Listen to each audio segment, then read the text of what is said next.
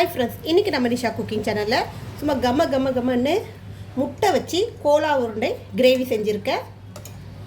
So இந்த முட்டை Cola உருண்டை கிரேவியை நீங்கள் சப்பாத்தியோட, ரோட்டியோட, அதே சமயத்தில் இட்லி தோசையோட, சாதத்தோட கூட சாப்பிட்லாம். நல்லா டேஸ்ட் செம்மையாக இருக்கும். உருண்டைகளும் நல்லா சாஃப்டாக இருக்குது பாருங்கள். எப்படி உடையுது பாருங்கள், சாஃப்டாக இருக்குது பாருங்கள்.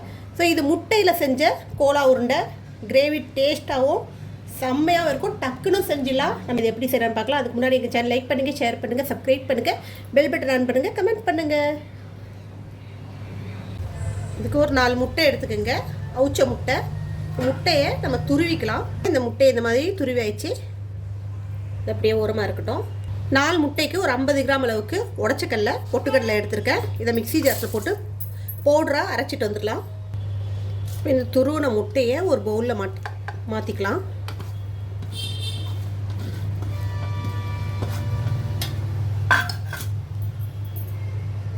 இதில் 1 ஸ்பூன் அளவுக்கு இஞ்சி பூண்டு விழுது போட்டுக்கோங்க.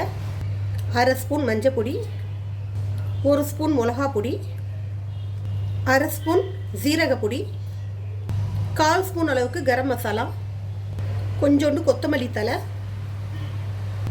இதுக்கு தேவையான அளவு உப்பு சேர்த்துக்குங்க. இப்போ இதில் நம்ம அரைச்சி எடுத்துகிட்டு வந்த பொட்டுக்கடலை மாவு, இப்போ இதை நம்ம ஒன்றா மிக்ஸ் பண்ணிக்கலாம். இதை 4 முட்டை வச்சு தான் செய்யணும்னு அவசியம் இல்லை. உங்களால் எத்தனை முட்டை இருந்தாலும் செய்யலாம்.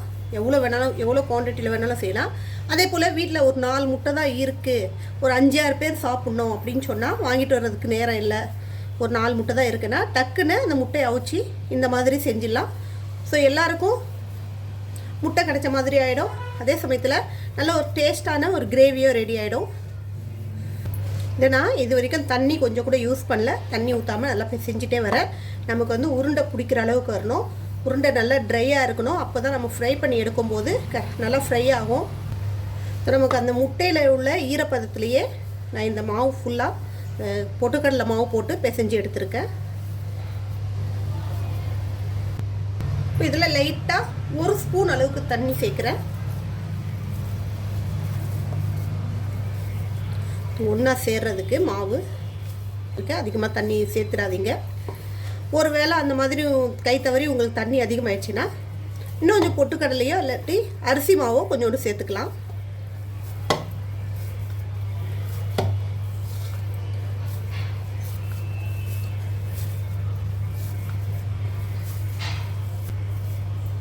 அவ்வளோதான். இப்போ இது உருண்டை பிடிக்கிற மாதிரி அடித்து பாருங்கள். இந்த மாதிரி கொஞ்சம் நல்லா டைட்டாக உருண்டைகளை பிடிச்சிக்கிங்க.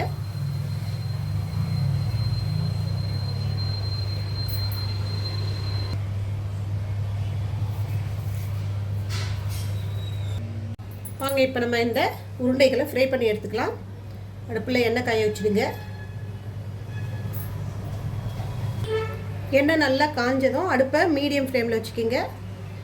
இப்போ நம்ம இந்த உருண்டைகளை இதில் சேர்த்துக்கலாம்.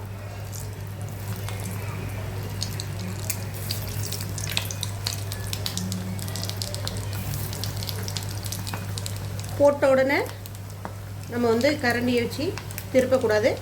கொஞ்சம் ஓரளவுக்கு அது ஃப்ரை ஆகணும்.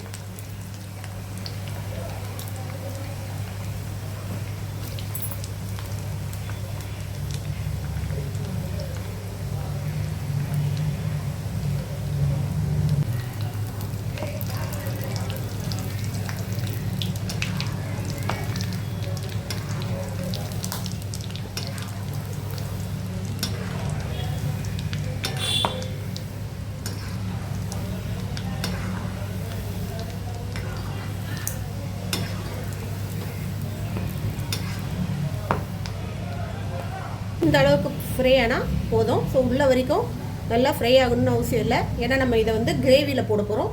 அந்த சமயத்துலையும் மறுபடியும் அது வேகும். அதே சமயத்தில் நம்ம முட்டையோ வேக வச்சது பொட்டுக்கடலையோ நம்ம வந்து நார்மலாக அப்படியே சாப்பிட்லாம். ரொம்ப நேரம் ஃப்ரை பண்ணணுன்னு அவசியம் இல்லை.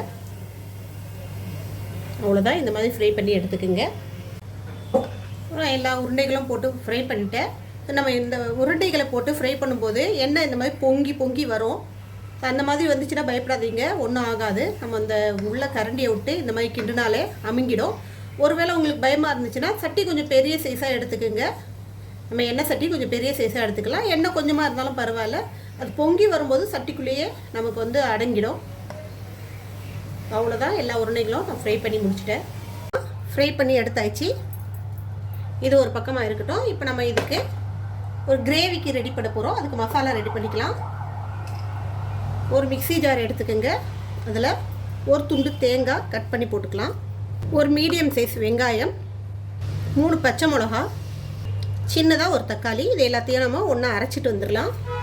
அதுதான் இந்த அளவுக்கு நல்லா ஃபைன் பேஸ்ட்டாக அரைச்சிக்கணும். அடுப்பில் பேன் வச்சுக்கோங்க. ஒரு 2 டேபிள் ஸ்பூன் அளவுக்கு எண்ணெய் சேர்த்துக்கலாம். எண்ணெய் நல்லா காஞ்சதும் கொஞ்சோண்டு சோம்பு சேர்த்துக்கோங்க. இப்போ இதில் ஒரு சின்னதாக ஒரு வெங்காயம் பொடியாக கட் பண்ணி சேர்த்துக்கலாம். இப்போது வெங்காயம் ஓரளவுக்கு நல்லா வதங்கிடுச்சு. இதில் ஒரு ஸ்பூன் அளவுக்கு இஞ்சி பூண்டு விழுது சேர்த்துக்குங்க. இப்போ இதில் அரைச்சி வச்சுருக்கிற மசாலா சேர்த்துக்கலாம். ஃபஸ்ட்டு மசாலா நல்லா வதக்கிக்கிங்க.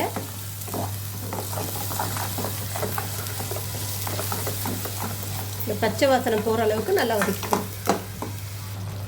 இப்போ இது நல்லா ஓரளவுக்கு பச்சை வாசனை போகிற அளவுக்கு வதக்கி ஆயிடுச்சு. அடுப்பை நல்லா சிம்மில் வச்சுட்டு ஒவ்வொரு மசாலாவாக இதில் ஆட் பண்ணிகிட்டே வரலாம். 1/4 ஸ்பூன் அளவுக்கு மஞ்சள் பொடி, ஆல்ரெடி பச்சை மிளகா போட்டு அரைச்சிருக்கிறதுனால 1/2 ஸ்பூன் அளவுக்கு மிளகா பொடி, ஒரு 2 ஸ்பூன் போட்டுக்கலாம். 2 ஸ்பூன் அளவுக்கு தனியா பொடி, 1/2 ஸ்பூன் அளவுக்கு ஜீரக பொடி, 1/4 ஸ்பூனோட கொஞ்சம் கம்மியாக கரம் மசாலா. இப்போ இந்த மசாலாவோட சேர்த்து இதில் மறுபடியும் நல்லா வதக்கிக்கலாம். நமக்கு கிரேவி எந்த அளவுக்கு வேணுமோ அந்த அளவுக்கு நீங்கள் வெங்காயம் தக்காளி எடுத்துக்கோங்க. எனக்கு கொஞ்சமாக போதும், அதுக்காக நான் ஒரு வெங்காயம் ஒரு தக்காளி எடுத்துக்கிட்டேன். இப்போ நிறைய குவான்டிட்டியில் உங்களுக்கு கிரேவி வேணும்னா அதுக்கு தகுந்த மாதிரி வெங்காயம் தக்காளியை அதிகமாக எடுத்துக்கலாம். ஸோ எந்த அளவுக்கு நம்ம வெங்காயம் தக்காளி எடுக்கிறோமோ அந்த அளவுக்கு இதோட மசாலா நமக்கு வந்து கிரேவி கிடைக்கும்.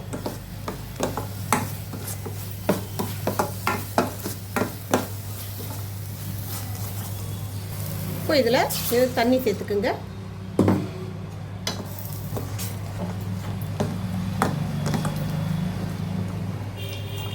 ஃபைனலாக கொஞ்சோண்டு உப்பு சேர்த்து இதை கொஞ்சம் நேரம் கொதிக்க விட்டுறலாம்.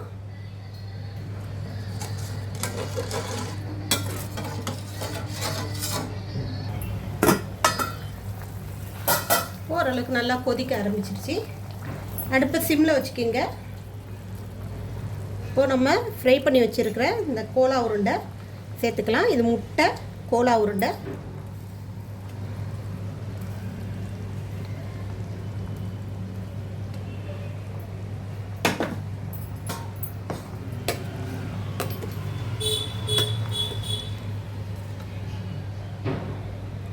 இப்போ இது 1 நிமிஷம் நல்லா கொதிக்கிட்டோம்.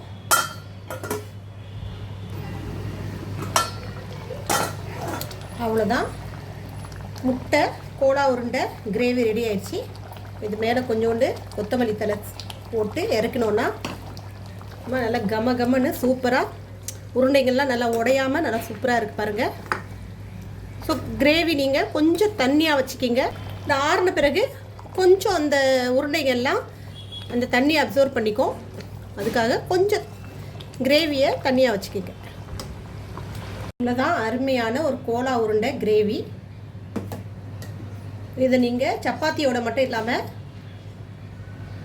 நம்ம இட்லி தோசை கூட தொட்டுக்கலாம். அதே சமயத்தில் சாதத்துக்கு கூட ஊற்றி சாப்பிட்லாம். அந்தளவுக்கு டேஸ்ட்டாக இருக்கும். ஈஸியாக குயிக்காக ஒரு 4 முட்டை இருந்தால் போதும் வச்சு இந்த மாதிரி ஒரு கிரேவி டக்குன்னு ரெடி பண்ணிடலாம். ஸோ ட்ரை பண்ணி பாருங்கள். இன்னொரு ரெசிபியோடு உங்களை சந்திக்கிறேன். உங்களோட விடைபெறுவது உங்களுக்கு எங்கள் சேனல் லாஸ்ட் வரைக்கும் பார்த்து உங்கள் அனைவருக்கும் மிக்க நன்றி. பாய்.